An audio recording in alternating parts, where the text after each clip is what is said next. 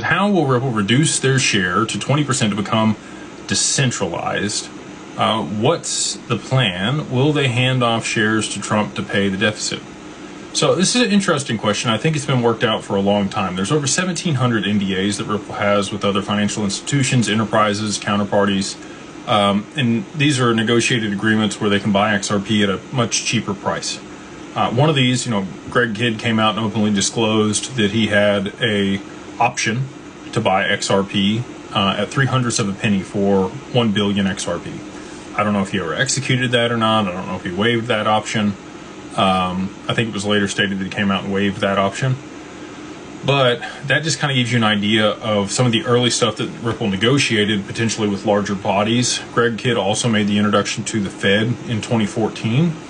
And so, Ripple's been having conversations with large governments globally for more than a decade.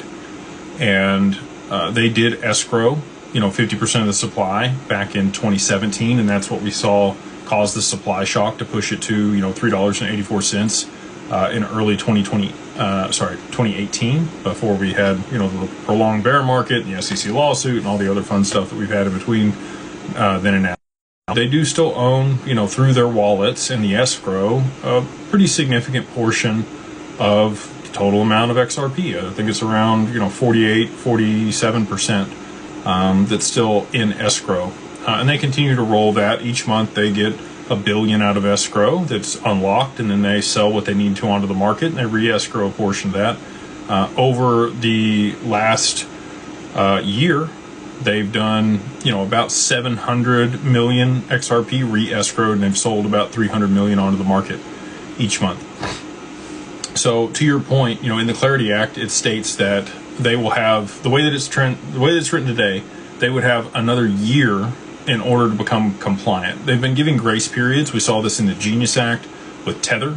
They gave them a 3-year window to become compliant with the regulations, that they set out there for U.S.-based stablecoins.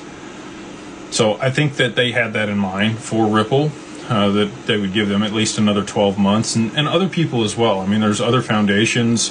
Hyperliquid owns a large portion of their tokens. It's not just Ripple that isn't, that owns more than 20% of the supply for a certain token or protocol. Now, I am in agreement with you. My definition of decentralized is actually, and I believe that the XRPL is decentralized, and for this reason. I don't think it's who owns how much of the asset. Now, if that asset is being staked and it gives them control over transactions in the network, sure.